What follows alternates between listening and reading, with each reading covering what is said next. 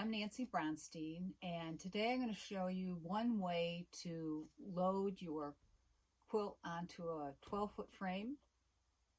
One would think that there would only be one way to do it. However, just like in most things in quilting, there are personal preferences and different ways of doing the loading, and part of it is personal preference, and part of it is the type of quilting that you want to do on that quilt. Certain styles of loading have an impact as you move along to make your quilt. Today I'm going to show you the standard version of loading the quilt frame. There's also a clear view style, there's a burrito style, there's probably other styles that have other names, but today I'm just going to show you the standard version. Before we get started loading the quilt, I wanted to mention that I will always set mine up so that I have 4 to 5 inches of batting on either side with 4 to 5 inches of the backing fabric for a few reasons. Number one, I like to use rulers, and I feel like I can do better on the edges if I have that sort of platform, so to speak, on either side. Two, I will often change my idea of how I want to quilt something on the fly, and this way I've got built-in scrap fabric on the side that I can test that idea out on. And three, I think it's a really good idea to always check your stitches whenever you change the thread. It's kind of like if you go on vacation and you leave your teenagers at home, you could have a big mess when you get back to clean up.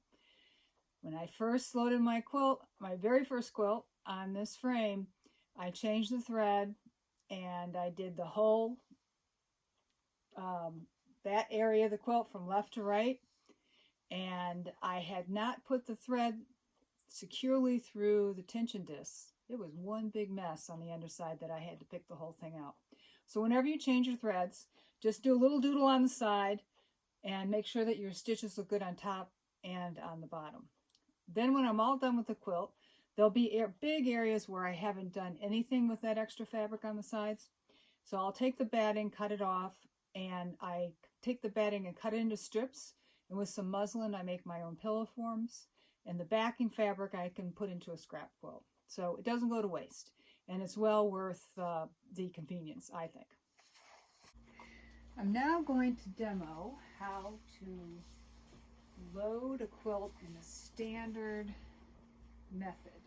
There are other methods. There's a clear view method.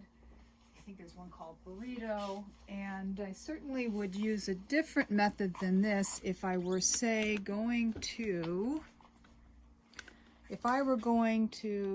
load a Dream Big panel, because when I quilted that, I started in the middle, so I would load it in a different fashion.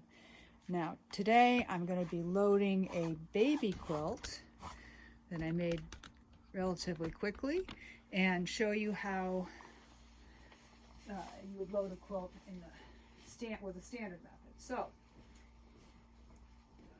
you want, first of all, to have your fabrics cascading in to each other. Like there's what they call a waterfall here. It's falling this way. Maybe bring the camera over.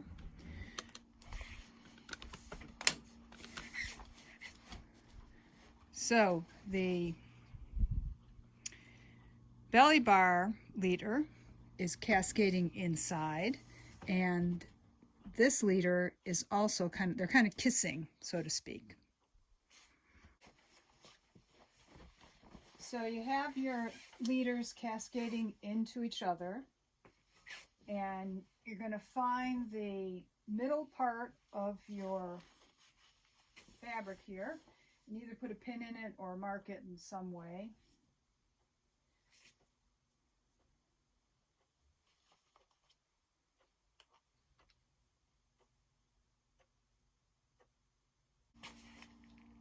So I'm marking the opposite end in the middle of the backing fabric as well, so that when I go to attach it at the top, I can match it up to the middle of that leader. You're going to find the mark. Well, you're going to first of all take the leader from the belly bar and pull it up. Find the mark that's the center of this leader and pin these together, the two middle marks. And you want your backing fabric to be wrong side up, because this is the bottom layer of the quilt sandwich we will be forming. So I'm going to put my first pin in there. And it's best to use these extra long pins. I'm going to pin from the middle out to the left and then to the right. When I go to the left, I'm going to have my the point of my pin facing this way. When I go to the right, I'm going to have it facing that way, because I tend to smooth out from the middle out, so that way I will be less likely to poke my finger on the end of the pin. And I put them in very close to each other from the middle part to the edge. So I have my backing fabric pinned to the leader, and the next step is to roll it up. Of course, in order to get the pole to roll, I need to have this released. This piece here needs to be released. Here it's locked and it won't move, and I need to release it by pushing it in, and then it moves freely. So now I'm going to roll this up, and I'm going to roll it towards me. So let's get this leader all smooth before I start.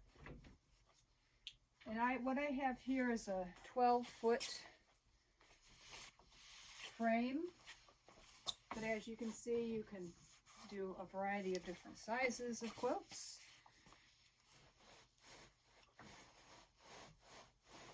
And I'm seeing some threads and stray hairs to pull off. Now, what I want to see here when I go to roll this is that this is lined up nicely. This is straight across on the bar. It's not wonky like that. You want to make sure that everything's lined up so that your quilt bottom will be even. So I'm just going to roll that back and then continue to roll up my backing, and I'll smooth from the center. Not as important with this baby quilt as it is with a larger quilt where you get more bunching, but you want to smooth as you go.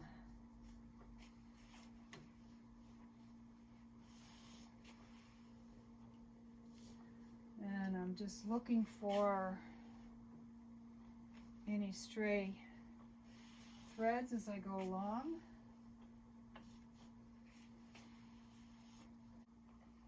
And now I'm seeing that seam come across the top there, and it looks pretty even, which is good.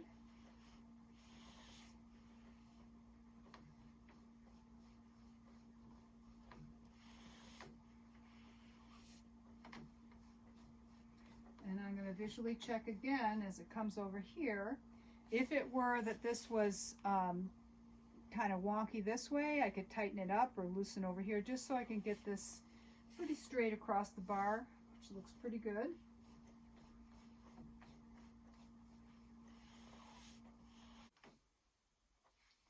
Okay, so we've got that done. So I'm going to again find the middle, top and bottom, and make a mark. Now I have my middle marked, and it is a directional quilt in that I've got this embroidery in the middle, so this is up. So I am going to throw this over here, then bring this leader up from the middle here, and find it had been cascading down in between the two bars. I'm going to pull it up and find my middle mark here, and take my quilt top and find my mark for the middle on the quilt top and pin these together. So I've got them pinned. I'm going to pin them like this, where I'm seeing the right side of the fabric on top, and here is my leader. So I now have my quilt top pinned to the second leader here. And remember, I had the leaders cascading down the middle.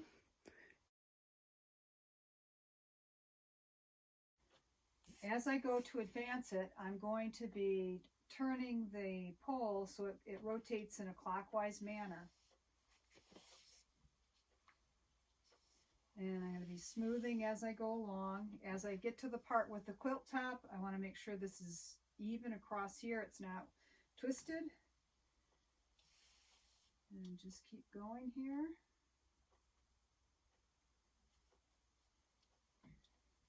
Don't want any hourglassing. You want everything to be even on the ends.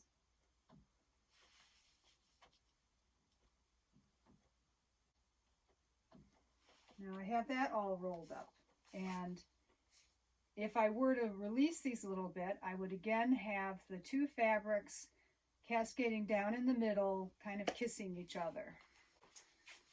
So I have my backing wound around the belly bar and my quilt top also wound around.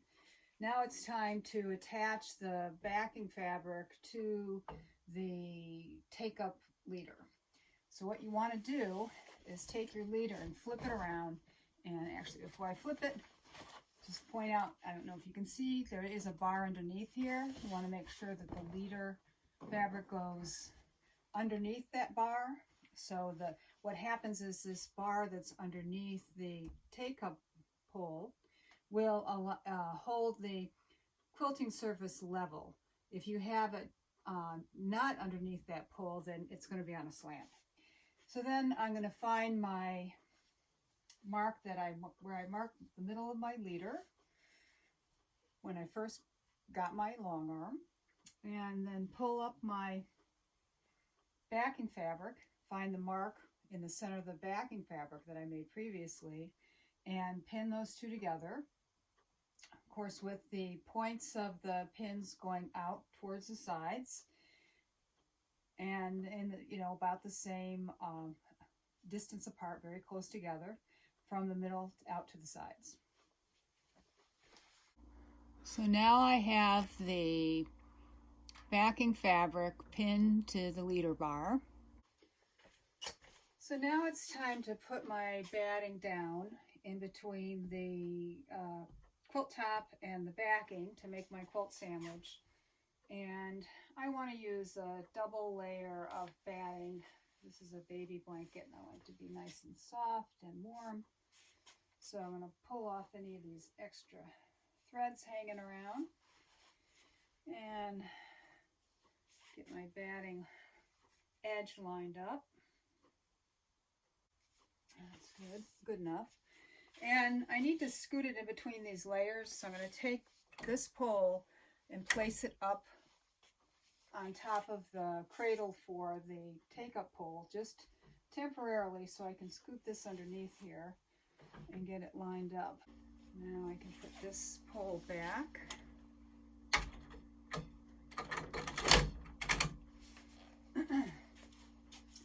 And what I want is my 2 layers of batting to be right underneath where these pins are. And because I'm using 2 layers of batting, I'm going to go ahead and do a basting line of stitches along the top to hold the 2 layers together and even.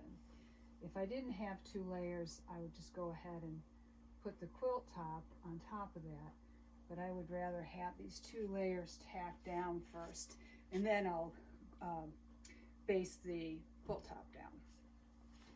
And before I baste, what I do is I change my settings to 4 stitches per inch, so that it's a nice big stitch, and which is good for batting, good for basting.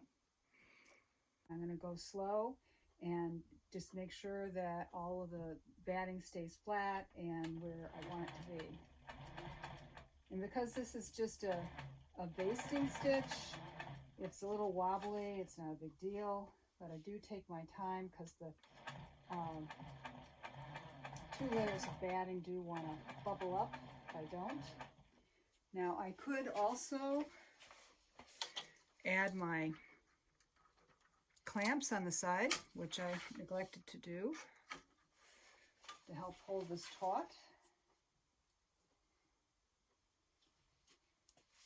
Probably only need 1, but I'll put 2 in.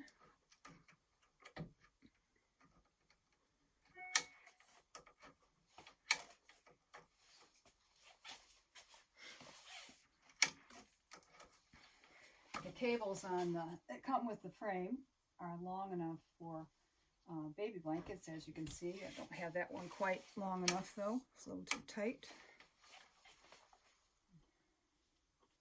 And that's better. Let's get one over here. And that holds the pull tab more tautly in place to get a good end result. Okay, so now I'll go back to basting.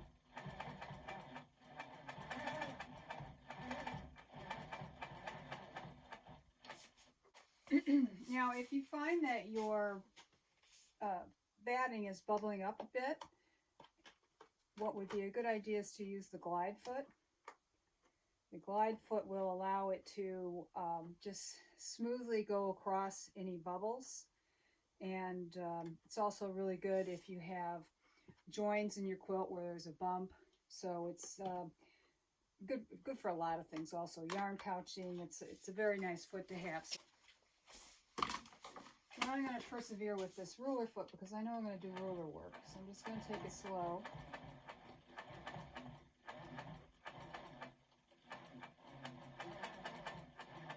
Okay, so I've got that tacked down. The next thing will be to position my quilt top in place so then I can baste the quilt top to the batting. So now I'm going to do the row of stitches basting down the quilt top to my batting and backing. And because I want a really straight line, I'm going to use these channel locks. And I'll show you how these work. Basically, they lock the wheels that allow the machine to go forward and back. So I just put these on here and on the other side.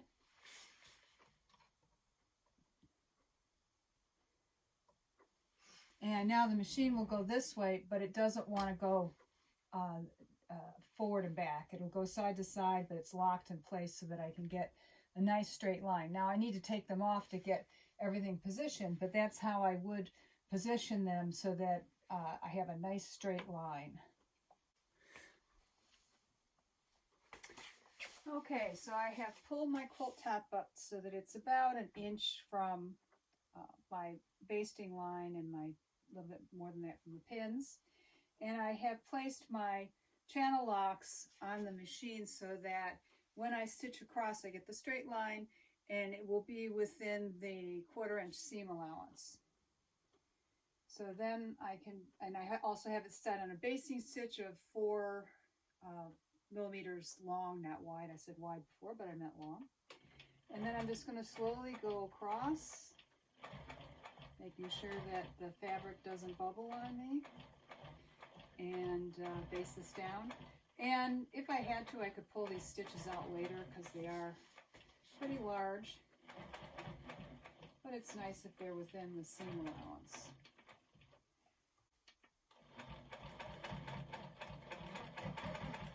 Another thing I noted was that the midline that I had marked of the quilt top is also lined up with the midline of the batting, and not the batting, the backing.